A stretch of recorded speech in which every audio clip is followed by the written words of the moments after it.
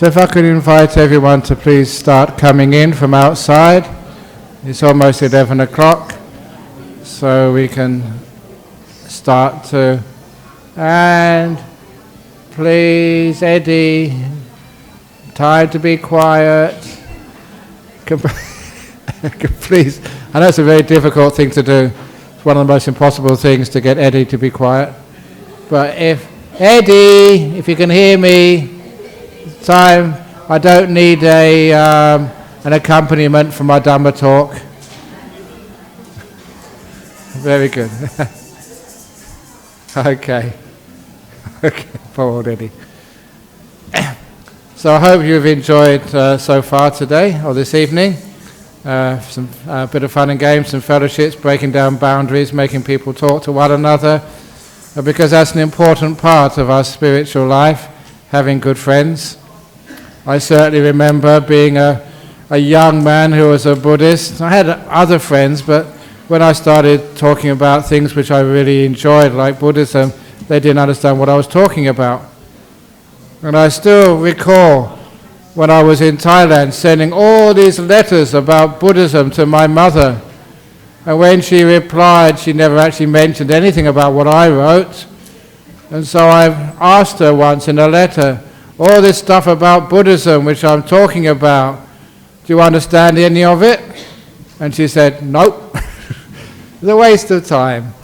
And so it's wonderful when you do have friends, people who share your interests, share just your involvement in things which really drive you in your life, which give your life meaning and happiness and hope in your life. To be able to share that with others is a wonderful thing.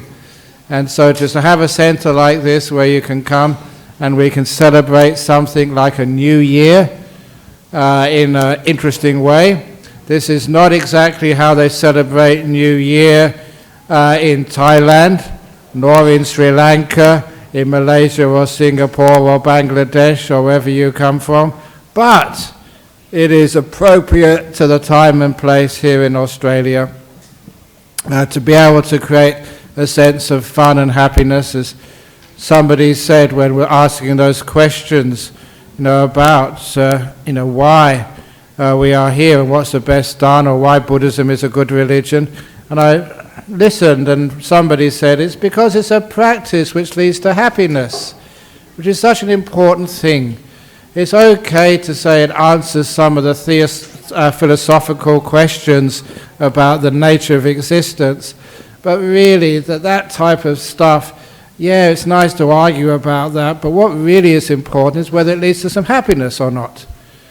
And if it doesn't lead to any happiness, you may have amazing theories about the nature of the universe, but if it doesn't really make you happy, what's the point of it? So in order to actually to create that sense of happiness and joy in life, that's what we are here for.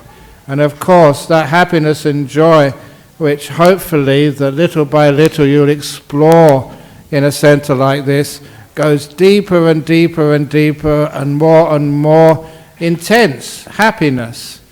So this is like a path of happiness, and hopefully the monks and the nuns who you see, you can go visit their monasteries, you can talk to them, you can check them out, that this is actually real. I still remember just a lady, Rachel, she was a past president, she now looks after our group in Armadale. She told me that when she first saw the monks at Bodhinyana Monastery in Serpentine, she thought they were impressive, but she really did not want to commit until she checked them out, until she spent 2 or 3 years looking to see whether they are just pretending, whether you just go up in front of people and smile, and then when everyone's gone away, you're another person, miserable, nasty and angry. So it was about 3 or 4 years, she said, before she was convinced that this is actually for real, this is genuine, this is not just putting on an act for people when they're sitting in the front of a microphone. And hopefully that each one of you, we don't hide anything, that you know that this is actually the real thing, that this path does actually lead to greater and greater peace and happiness. And it's obvious to know why. It's because it's so easy for us to let go of the past. We're getting to 2017 in 55 minutes' time. And so some people are still living in 2014, 2000, 1982. Sometimes people always like living in the past. And this is one great thing with the new year. It's so obvious that we should let go of the past. 2016 is the old year. So I don't know what type of year you've had. Nice memories or bad memories, but all memories. When it gets to the 12 midnight, that's when we don't just say Happy New Year. That's when we press the delete button. The delete button for 2016, deleted with all the files, both good and bad, sent to extermination so we can be free, peaceful and open for this next year. For example, I was mentioning about my mother not really understanding anything about the meaning of Buddhism, but when actually she saw it in practice, kind, happy people, that meant much more to her. But every time I went to visit her, because I was in Thailand, it was 8 years before I had an opportunity to leave Thailand and go and visit my mother. And of course, after a year later, I came here to Australia. And when I visited her from Australia, I always wanted to take her something, just to remember me by, something which was Australian.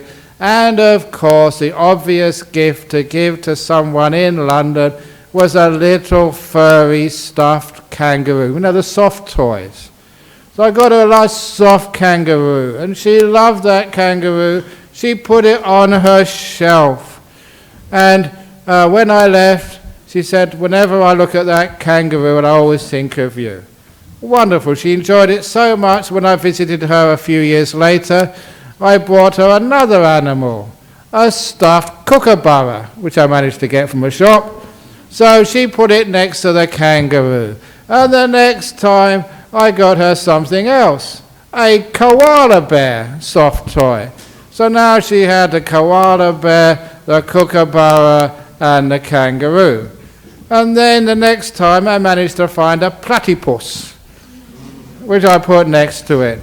And the next time I went to visit her, it was a wombat, because many animals I possibly could. And when I got the wombat, she still had the kangaroo, she still had the koala, the kookaburra, and the platypus. The trouble was, the shelf was now too small. And when she tried to put the wombat on the shelf, the other animals fell off. And I told my mother, you've had that kangaroo for years. Throw it away, give it away to charity or something. But she said, oh no, that's so important, I love that little kangaroo. Well, get rid of the platypus then. Oh no, that's so cute and soft. The kookaburra? No. And there's no way she would let go of any of those soft toys, which is one of the reasons why she could not find any space on the shelf. And to me, I realized that that's what's called a nervous breakdown. Your poor brain has got so much stuff in it, and you try and put something else in, and there's no space for it. So I told her, just empty it, let the old animals go. If you just get rid of the kangaroo and the kookaburra and the platypus and the koala, get rid of those, then you can just have the new animal on the shelf, easy to balance, and you can focus on it, you look upon it, and it's not complicated.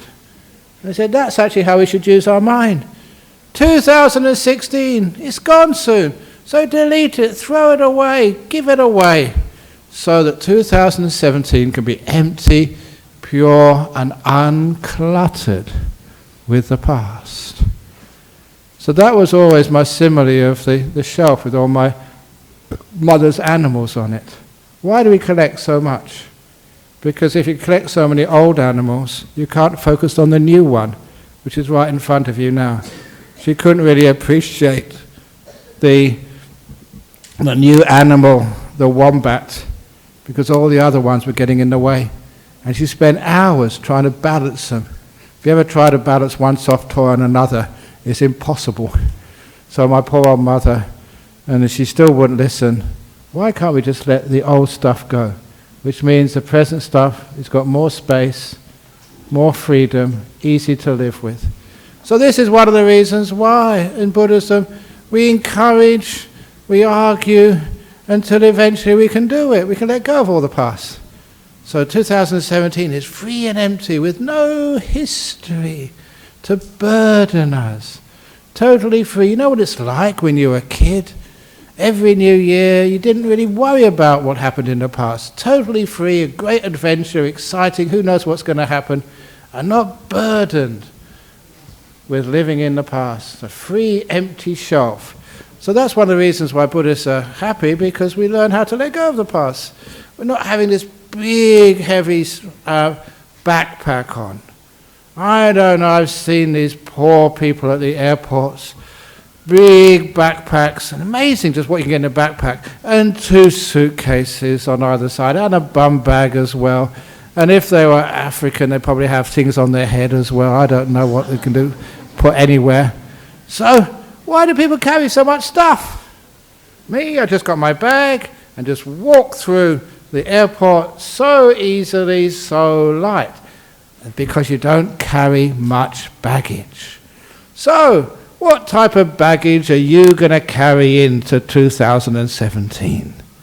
Can't you check it in now, and I will dispose of all your bad baggage? We should have a big bin here somewhere, a big rubbish bin, and there you can put all of your past and leave it here so you go home totally free and empty, especially all the bad stuff of the past.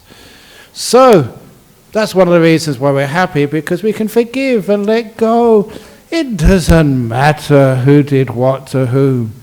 And my saying is, this is an Australian saying, you don't have to seek revenge. If someone has really been bad to you, you don't need to seek revenge, because karma will get the bastards anyway.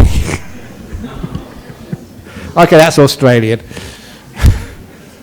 So why do you need to bother yourself? Karma will do the job for you. So you can just let go and relax and enjoy 2017. And anyway, so many people, you didn't do anything wrong. They did the wrong stuff. Why do you have to suffer? So for me, when anybody just does something wrong, they let me down, they don't do the right thing, I am not going to suffer because of them. I refuse to be upset. They did the bad karma, not me, so I am not going to worry about it. I am not going to allow them to steal my happiness. This is one of the things which I've often said. What was that time just this last year? One memory I do have is a very good memory, a very fortunate memory.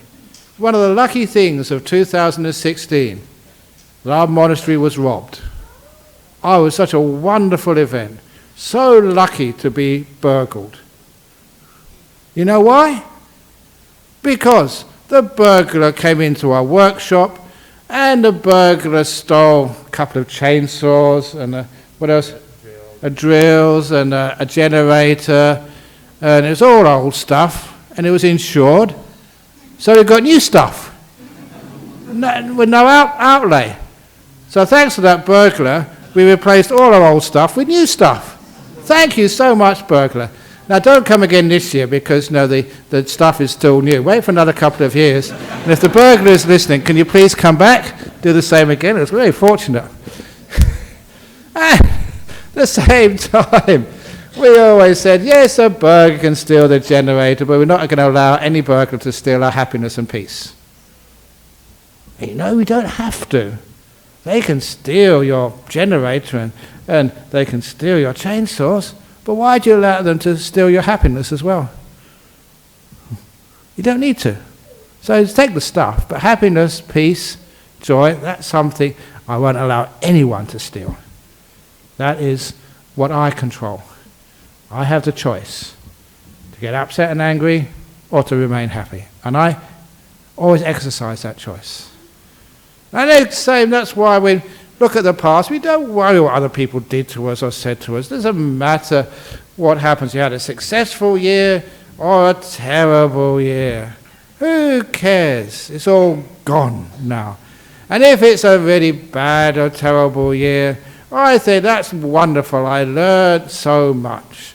If I had a very wonderful, happy year, well, I didn't learn very much, but I enjoyed myself. Either way, you always win if you're a Buddhist. Marvelous religion. Even those people, as many people have passed away this last year, the rest of us have to keep carrying on. Oh, it's really tough. The longer I live, the harder I have to work. When I first came here, I wasn't at all popular. I could do so much meditation. As the years went past, more and more people come to see these talks. More and more people listen on YouTube, and that's really, really sucks. Now I don't have any rest. Now I just have a walk outside and someone's got a camera in front of me. Can I take a photo of you, Ajahn Brahm? I go to airports, and honestly, it's really awful traveling these days. What was it in Hong Kong? Giving a talk in the Jockey Club, a couple of thousand people, and afterwards they all had their questions. It's same as here, you know. After the Friday night talk, I ask, any questions? Any questions? No one puts their hands up. No questions. Great. We bow, and there's a whole line of people with their questions. That's what's happening in Hong Kong too. Whole line of people with their questions, and not just questions. They want to take a photograph, sign the book. I know it's about an hour and a half, just signing books and answering questions and stuff, and taking photographs. And I may be a monk, but I'm also a human being. I have a bladder. And that bladder, just like everybody else's, needs to be emptied. And people forget about that. And they came up and said, oh, can I ask you a question? I said, no, I asked a question. Then somebody else comes in, and somebody else comes in. But eventually, after about an hour and a half, I finally made it, to the toilet, the gents' toilet. It's in the lobby. Oh, that's such a relief. It's the closest thing to Nibbana, just relieving your bladder after 3 or 4 hours. But you know what happened?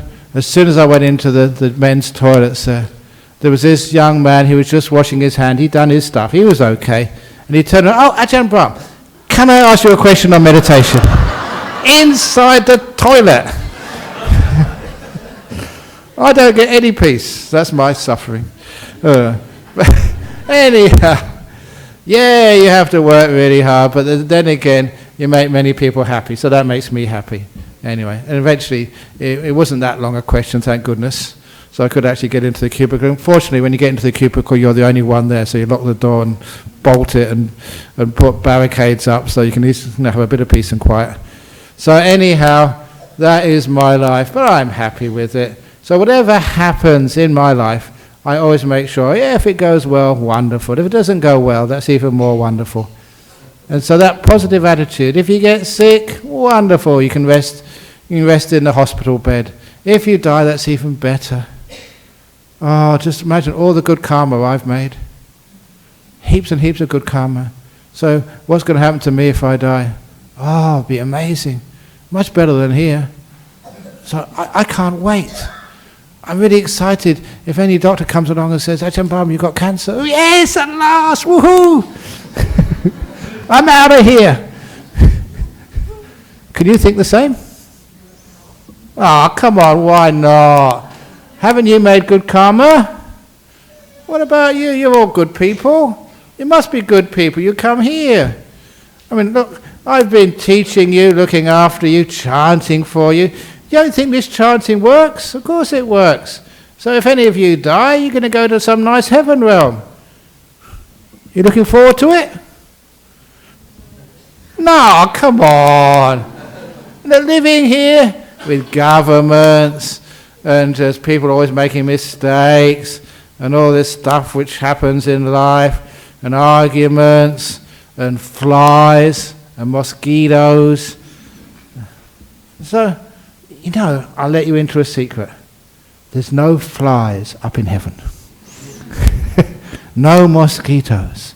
There is no government up in heaven. This was a little story I told years ago at a funeral.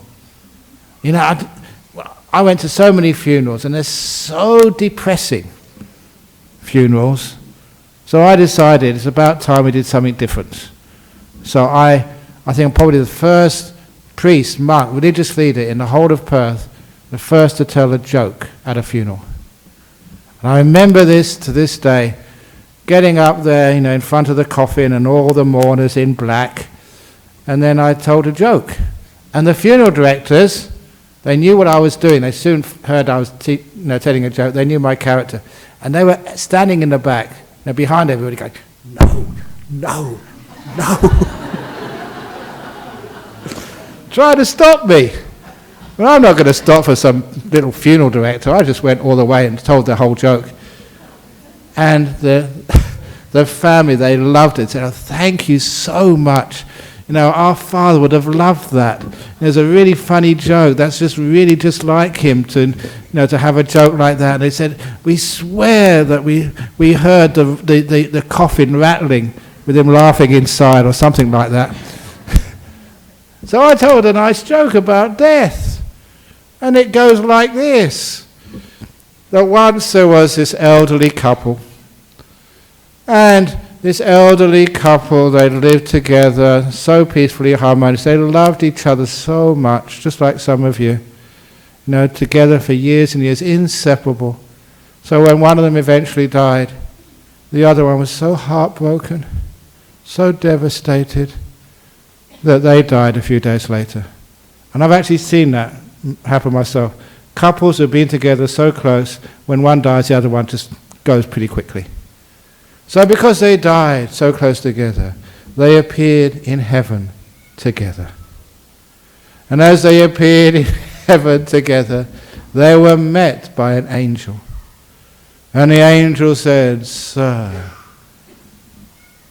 because of all of your good karma, you've come up to heaven. And I want to show you your eternal reward." And they showed them this mansion on the cliffs overlooking the ocean. It was a sort of mansion which you'd have to be a crook or a politician to be able to get one of those. And in fact, there's not that much difference, some people say. But anyhow, a beautiful mansion overlooking the ocean. Not like some Hollywood star should be staying in it. And he said, "Look, it's a beautiful house to live in. But someone on my income cannot afford the council tax, the rates, the property taxes." Because you know what it's like, if you've got a really big house here in Australia, they really make you pay a lot of money for the council rates. He said, "I can't afford it." And the angel said, "Sir, there is no government up in heaven. We don't allow those people to come up here. There's no taxes to pay up in heaven. It's totally free. Don't have to pay a cent. It's yours." And so he was really pleased about that. He had this huge house, didn't have to pay any money at all to the government for. And he took him inside. And that was a huge mansion, so many rooms. And every room was furnished like you wouldn't believe. All of the tables were solid mahogany. There was a huge plasma screen TV, because he liked to watch the soccer. Huge plasma screen TV, the size of Anfield. And he said, "This is heaven, so whenever you watch your team play, they always win. They never lose." And he showed them the bathroom. And the bathroom was something which not even Donald Trump can afford. There, the bowl which you sit on was made of solid gold. And the little button you press, to flush the toilet, it wasn't like some stainless steel button. It was a solid 30-carat diamond. And when you did press it, it was not water. Water didn't come out. It was Chanel No. 5 came out. That's what they flush the toilets with up in heaven. And the whole house was like that. And when He finished showing around the house. He said, look, this is too expensive. I will never be able to find the money to pay the insurance premium. And he said, sir, we don't get burglars up in heaven. They don't get up here. They go down below. This is no burglars. You don't need insurance. And he took them down to the garage. Treble garage. Huge garage. And the first car in the treble garage was this enormous, absolutely gigantic stretch limousine. So big they had a swimming pool in the back. The second was one of these four-wheel drives, SUVs, goes anywhere vehicle. And he said, this is so powerful. It doesn't just go off-road. It doesn't just go in the mountains. It can even go up waterfalls. That's how powerful this was. And the last car was the best of all. A limited edition red Ferrari. Did you ever want a red Ferrari sports car? And the angel said, look, we've seen you looking through the magazines at these really fast sports cars. You could never afford one.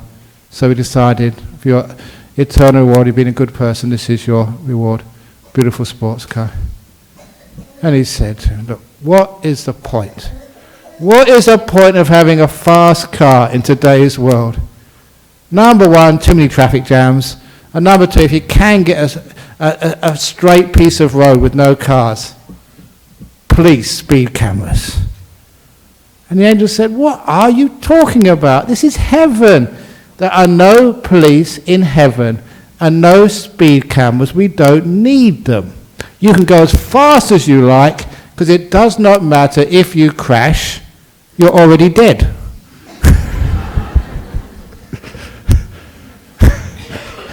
So you can go as fast as you like. Doesn't matter.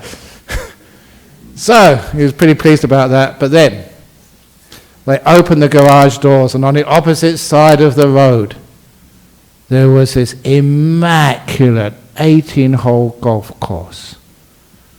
No, the vines was nothing towards this. Carrying up golf cart, that was just like a car park compared to this golf course. This was so amazing. And that is when the angel said, that golf course over there, we knew how you loved playing golf in your life down in earth. We made it especially for you on the opposite side of your house. And he said that this golf course was designed by none other than Tiger Woods. He said, it can't be. Tiger Woods is not dead. Ah, he said. Do you remember that time when he had an argument with his wife and he crashed his car? When he crashed his car, he had a near-death experience. So we caught him when he had his near-death experience, got him design the golf course, and we sent him back to earth again. So this is Tiger Woods' design.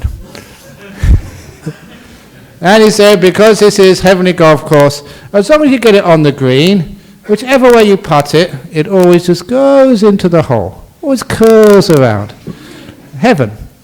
And the guy said, yeah, it's a lovely golf course, but you know what it's like in these golf courses and country clubs. You have to be elected to be a member before you can play there. And he said, look, I don't know anyone important. I will never get elected to be a member of a club like that. It's just too snooty, too elite for someone like me. And the angel looked at him again and said, how many times do I have to tell you this is heaven? You're already a member. But you're not a life member, sir. You're a death member. Enjoy. And after that, the angel left him to his beautiful mansion, his fast Ferrari car, he can go as fast as he wants, and his golf course and everything else. And that's when he started getting very angry at his wife. Wife! Wife! He was really angry at his wife, and he was scolding her, calling all sorts of names, and she couldn't understand why. When he paused for breath, which everyone has to do eventually, she said, why are you so angry at me? Look, you've got this wonderful house. You got your Ferrari sports car, your golf course. Why are you so angry at me? And he looked at her with just such anger and hatred in his eyes. He said, because wife, if you hadn't given me all that healthy food, I could have been up here many years ago. So, I often like giving that story at health food conferences. I get really a lot of criticism for that. But it's true. If you've got all that coming for you when you go to heaven, can you say, I can't wait? So, this is, you get sick and you die. If you understand what's going on in life, yay! And that actually happened to one of my favorite monks who died, Dr. Kesri Dhammananda in Kuala Lumpur, Brickfields Temple. Many of you know him, a very inspirational monk. I saw his doctor, his oncologist. His oncologist confirmed this to me personally. He said, when I told this monk that his cancer was terminal, that there was no possibility of any cure, he only had 4 months to live or something, that monk burst out laughing. The only person he's ever known to laugh when he said he's going to die. I can understand why. Yay! Golf course. Whatever you like. So that is how even Buddhists can be happy no matter what's happening. And there's other people even here. One of our members years ago, she thought she had, what was it called? Hay fever, very bad hay fever. But it was so bad, they took her to hospital and found it wasn't hay fever, it was lung cancer. Only, waste of time, no treatment possible, a couple of months was all she had to live. And I went to see her. She called me straight away, stopped what I was doing, went to, is it Royal Perth? No, it's Charlie Gardner's. Went to Charlie Gardner's, went into the room there, and she was laying in bed, laughing over her face. Hey, only 2 months to live, great. And she told me, she was a Thai girl, that was Ratana, for those of you who know her. She said, please tell all the Thai people, don't come and see me yet. They can see me as much as they want once I'm in my box. That's what she said, laughing, cracking jokes. And as I left her, arranging all the funeral, she was totally at peace. She was a good Buddhist, not upset about anything, even the fact she's going to die soon. And really good Buddhist. And afterwards, when I went out, having talked to her, the matron of the hospital was there, this really old nurse. And she actually, she shouldn't do this, she actually grabbed me by the robe and pulled me into her room. Said, I'm glad you've come, I'm glad you've come. That lady in there, you just seen her. Said, oh yeah, she's in denial. She's in denial. What are you talking about she's in denial? She's not crying, she's not upset. Yeah, of course not, she's a Buddhist. This is what Buddhists are like. And she'd never seen this before, this matron. Every time someone had been told they're going to die, they would always go crazy, crying, oh, I'm too young to die. That's what actually happened. I heard this was a lady, she was 90. Been healthy all her life.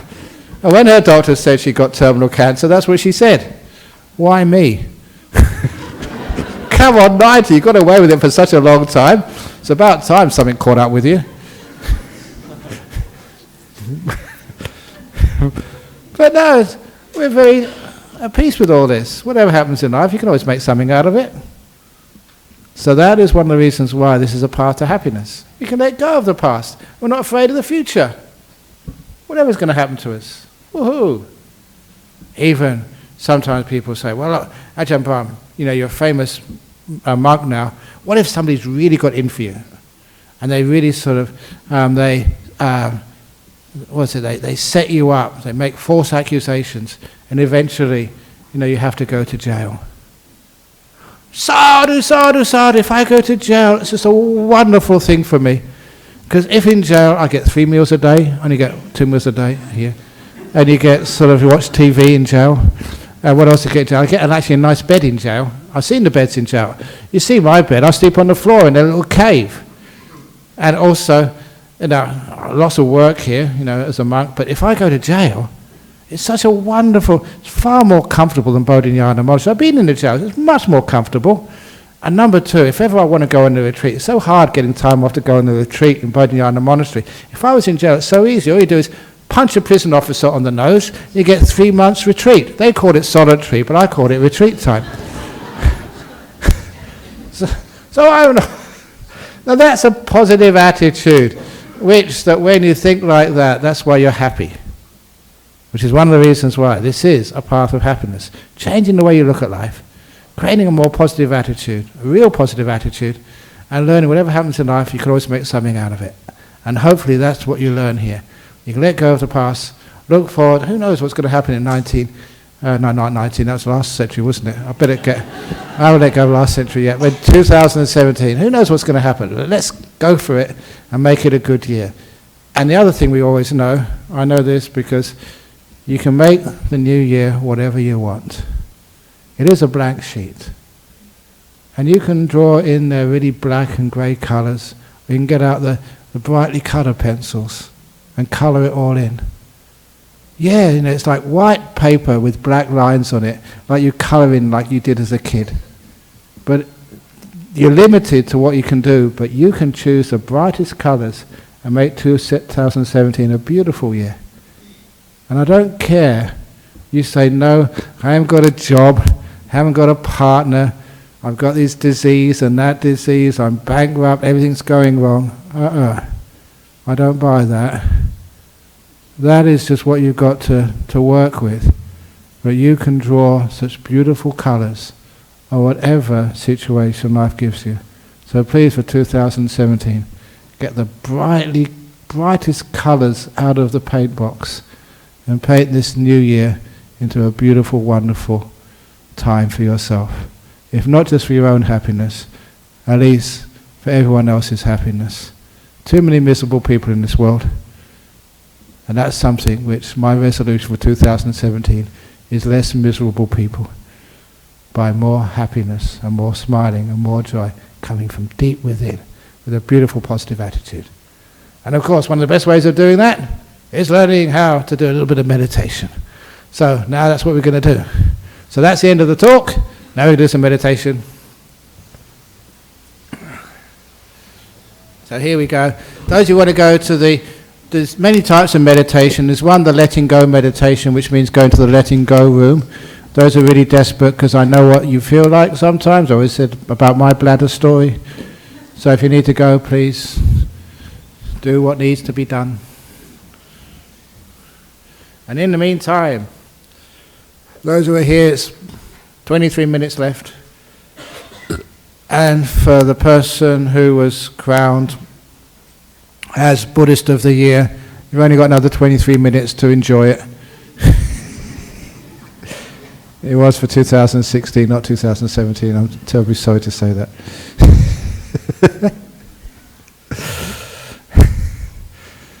And close your eyes. And because there's many people here may have not meditated before, I will just do a bit of guided meditation for you. So first of all, become aware of your body. I'm just aware of my body. It's a bit tired. I'm an old monk. Not many 65-year-olds hold a party. If we do, it's usually during the middle of the day and end about 4 p.m. that is. So it's way past my bedtime. Who cares? I'm enjoying myself. But my body feels a bit tired. So I'm aware of my body and I care for it. I really care for my body enough to make sure I get into a nice posture. Just nice. Stretching this, stretching that, scratching if it needs to be scratched, sneezing if it needs to be sneezed. Letting go of wind if you need to let something go. But if you do, please sit in the back. I always tell people with digesting problems, please sit in the back because there's less people behind you who have to suffer. Please don't sit in the front. I often say, now you know why the people in the back always sit in the back.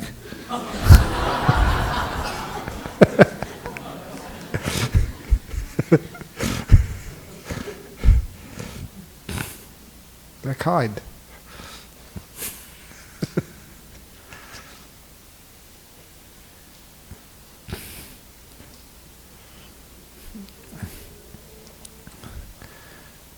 So just relax your body. If your body is relaxed and comfortable, it's much easier to come into the present moment. You don't need to escape the pain, the aches, the discomfort.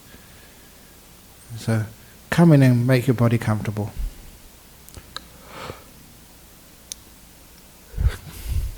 And if there is an ache or pain somewhere, just focus on it. Get to know it. A lot of time it's a fear makes the pain hard. If you just get into the feeling, it's not actually a pain anymore, it's just a feeling. And you can soften it. Soften it at the edges first of all. And keep softening it deeper and deeper inside. It's called body awareness. All it is just looking after this vehicle, which you use so much. You look after your car, service it, fill it up, clean it. So look after your body. And it brings you into the present moment.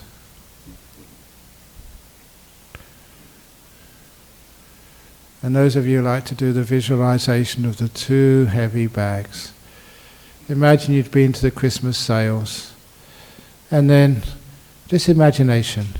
Imagine you carrying two really heavy suitcases. One suitcase in the left hand, one bag, shopping bag is probably better, shopping bag in the right hand. And they're really heavy. You've been carrying them for such a long time, it makes your arms ache and your shoulders hurt. And then in your imagination, you visualize the shopping bag in your left hand. And on the outside, you can see the letters, not Myers or Coles or IGA or whatever. On the outside, you can see the letters P-A-S-T, past. Imagine the shopping bag with the P-A-S-T logo on the outside. Because inside that shopping bag are all your memories, both good and bad. What's happened to you over the past year and even earlier. We carry that around far too much. That's why, like a shopping bag carried too long makes your shoulders hurt and arms ache. Carrying around the past too long makes your heart hurt. It makes your mind very weak and tired. Carrying around too long. And then you imagine looking at the shopping bag in the right hand. That has a different word on the outside, F-U-T-U-R-E, future. Because in that shopping bag is where you put all of your fears and dreams and hopes, all the stuff which belongs to your future. And you carry that around way too long, and it's so full. Plan A, Plan B, Plan C, the whole alphabet, both in Greek and Roman and anything else, Pali. So you've got these two shopping bags. In one you put your future, the other one you put your past. You imagine just how heavy they are. And then, in this little exercise, you imagine the shopping bag in your left hand, the past. How tired it makes you feel. And then you imagine slowly lowering that shopping bag to the floor. Slowly. And when that shopping bag meets the ground, all the weight vanishes. That allows you to uncurl the fingers from the handle. Move your arm up to the side so your left hand and arm can rest. You've let go of the past just for a few minutes. Imagine a shopping bag in your right hand, you're still holding on to that and it's so heavy. That's your future you're holding. Plans, fears, dreams, anxieties, all in that bag of the right hand. Then you slowly lower that to the ground. And when it meets the ground, the weight vanishes. You can move your hand away from the handle now, so your right hand and arm can hang loosely by your side, recuperating energizing. You've let go of those two bags, the past and the future. They're there for you after the meditation to pick up. No one, unfortunately, takes them away, so don't be afraid. But you're standing in this amazing place between the past and the future, between those two bags, what we call the present moment. It's a place of rest. And you need that rest from the past and the future, so that later on you can pick up those bags and carry them with ease through your life. Always know you can put them down again when you get tired. But now you let them go. So we learn how to be in this moment, this present moment. In the shopping bag exercises between the past and future. Now it's between these 2 years, 2016 and 17. Right between them. We don't hold the past, 2016. We don't have any expectations or worries or fears about 2017. Totally open to the adventure that is the future. Knowing that we have so many good friends, so many supports, that whatever happens we can face. We don't have to be afraid. You don't have to worry. You choose not to, but choose just to be resting at peace. You deserve it.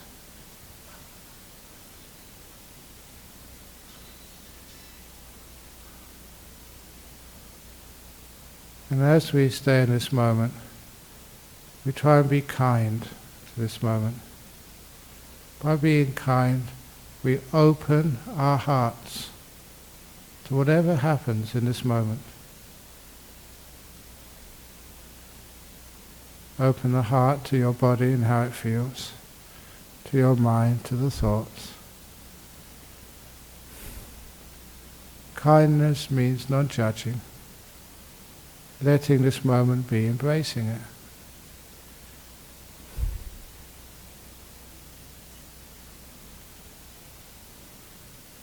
And realizing the more open you are to this moment, the more peaceful it becomes.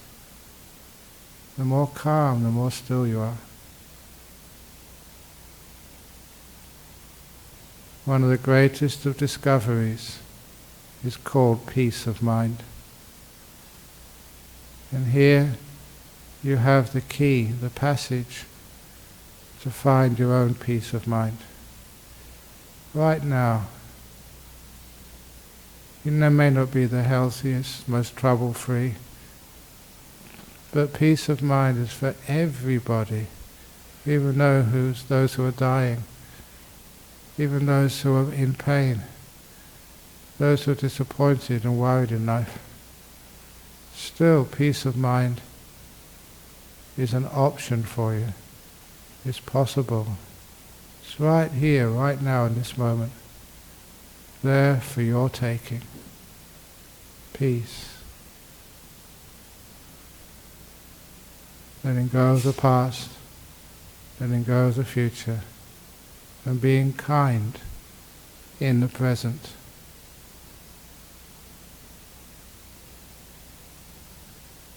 And you can feel the peace starting to grow.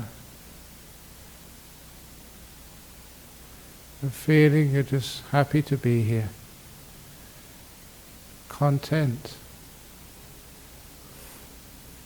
Nothing you want right now. Put aside all wanting so you can be.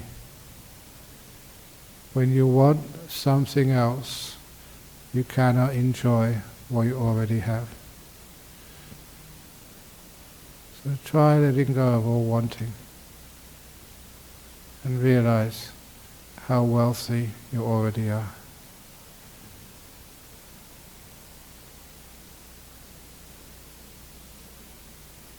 Just be.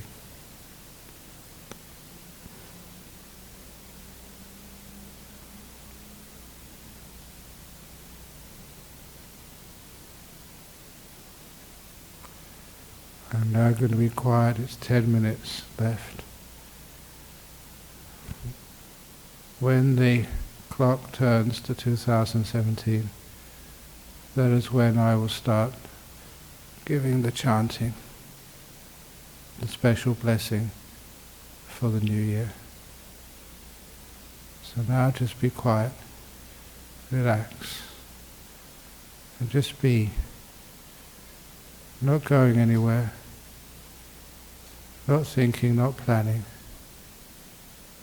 just learning how to let go and be at peace.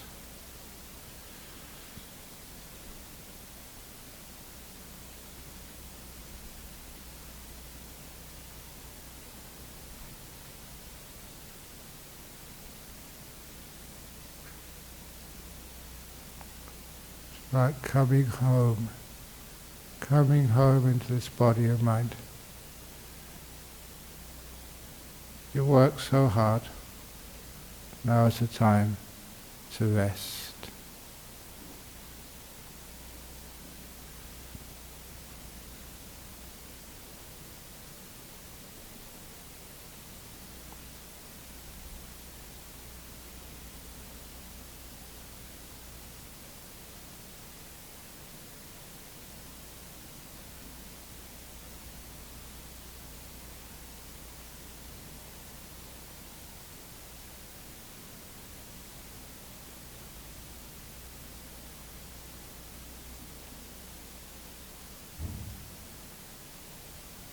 Those of you who like to watch your breathing, some of you use that for your meditation object.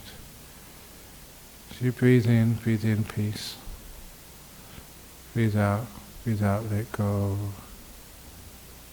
Breathe in peace and health and energy for 2017.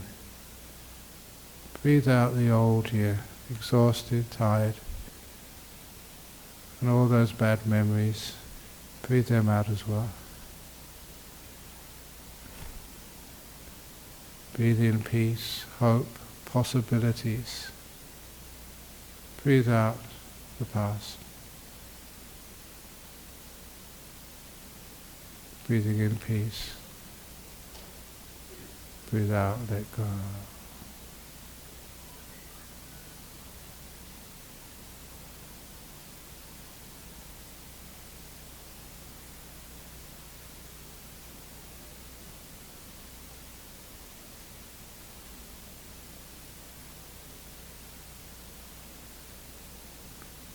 Learn how to listen, how to feel this moment,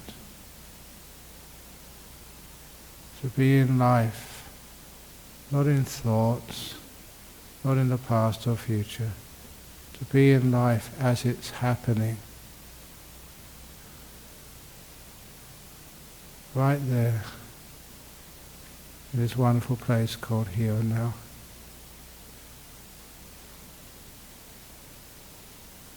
Experiencing being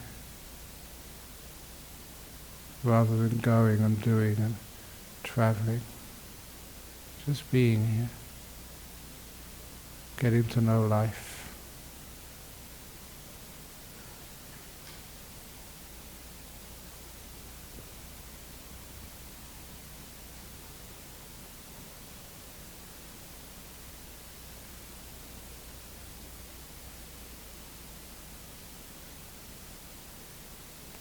Breathing in peace, breathe out, let go.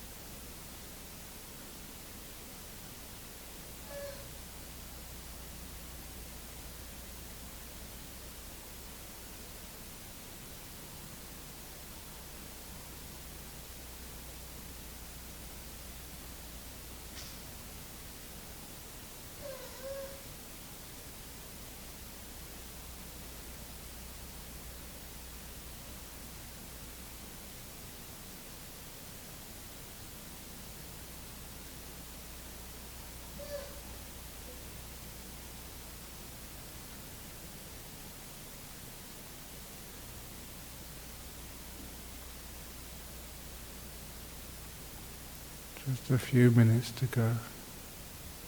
Enjoy every one of them.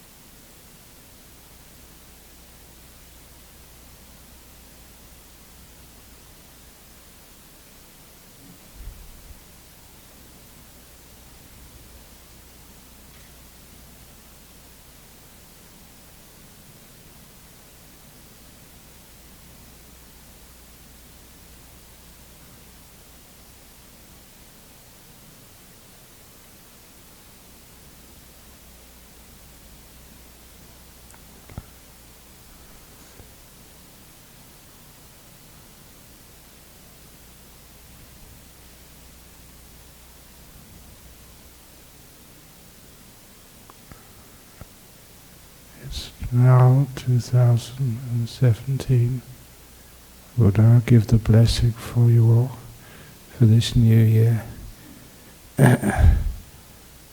Sabba Buddhanubhavena Sabba Dhamma Nubhavena Sabba Sangha Nubhavena Buddha Ratanang Dhamma Ratanang Sangha Ratanang Tinnang Ratananang Anubhavena Chatura Siti Sahasa Dhamma Kanda Nubhavena Pitakataya Nubhavena China Sawaka Nubhavena Sabete Roga Sabete Baya Sabete Antaraya Sabete Upadawa Sabete Dunimita Sabete Awamangala Vinasantu Ayuwadako Dhanawadako Siriwadako Yasawadako Balawadako Vanawadako Sukhawadako Hotu Sabada Dukkha Roga Baya Vera Sukha Satu Chupadawa Anekantaraya Piwina Santu Chateja Sajaya Siddhidana Labang Soti Bhagayang Sukhang Balang Siriya Jawano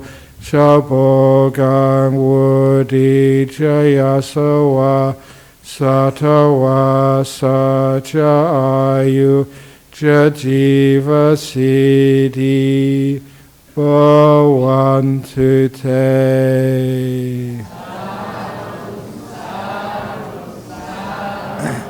And Happy New Year. Welcome to 2017. Woohoo! Happy New Year, everybody. Very good. Yoo-hoo. Okay. Let's see. All the ceremony is over now. Just enjoy each other's company and have a safe trip home. See if you can find a boost bus and blow the policeman's mind with a zero reading.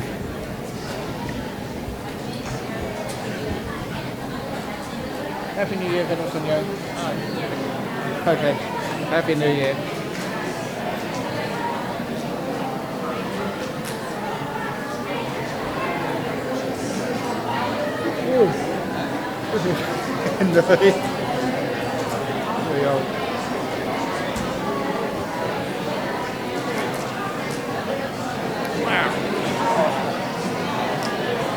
Happy New Year to you. Blessing. Maybe you make one? Very good. Okay. Very good. Excellent. Happy New Year. The first dana.